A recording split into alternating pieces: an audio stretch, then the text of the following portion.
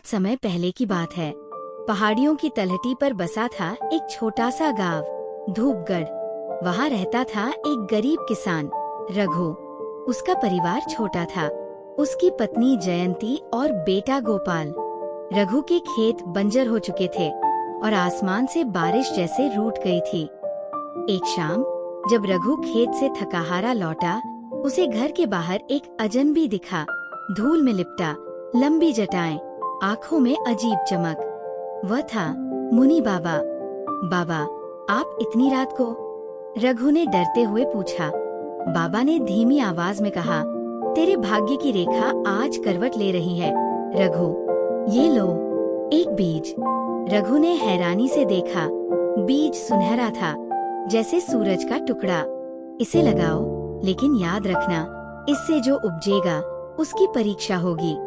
बाबा ये कहकर गायब हो गए। रघु और गोपाल ने वो बीज खेत में बो दिया। अगली सुबह वहाँ कुछ ऐसा उगा जिसे देखकर सबकी आंखें फटी की फटी रह गईं। एक चमकीला पौधा, जिसकी पत्तियां भी चांदी जैसी चमक रही थी। गांव में खबर फैल गई। ठाकुर विक्रम सिन्हा को भी पता चला। उसने सोचा, ऐसा पौधा अगर मेरे पास हो तो मैं अमीरों का भी राजा बन जाऊं।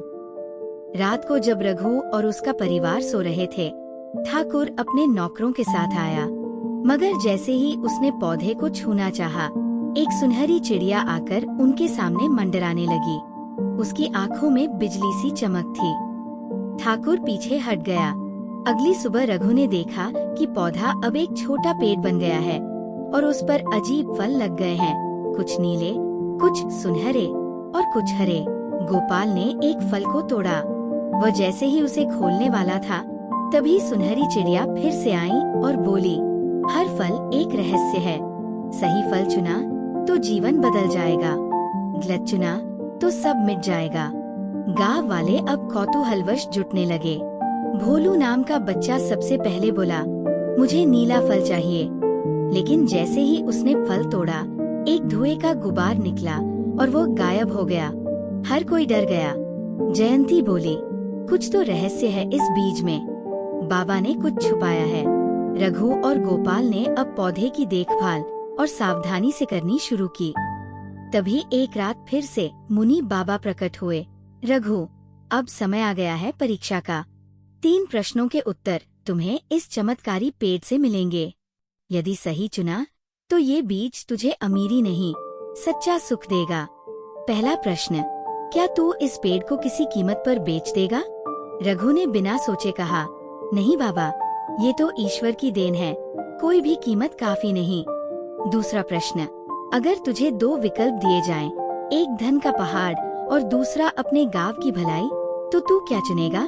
गोपाल बोला, बाबा, हम गांव को चुनेंगे। सबका भला होगा तो हमारा भी। बाबा मुस्कराए। तीसरा और अंतिम प्रश्न, क्या तू उस चिड़िया को आजाद करेगा जो इस पेड़ की रक्षक है? रघु और जयंती ने कहा, हाँ, अगर वो चाहती है तो उसे आजाद होना चाहिए।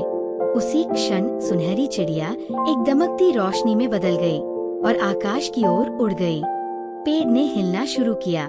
चारों ओर रोशनी फैल गई। हर फल से एक बूंद गिरने लगी। जहाँ बूंद गिरी, वहाँ धरती हरी हो गई, फसलें उगने लगी। पूरा गांव हरा भरा हो गया। भोलू भी लौट आया, लेकिन अब वो बहुत शांत और समझदार था। बाबा ने आखिरी बार कहा, सच्चा चमत्कार बीज में नहीं, मनुष्य की नियत और निष्ठा में होता है। इसके बाद बाबा, चिड़िया और पेड़ ऑल गायब हो गए। लेकिन धूपगढ़ अब पहले जैसा गांव नहीं था। वह बन चुका था एक हरा भरा गांव।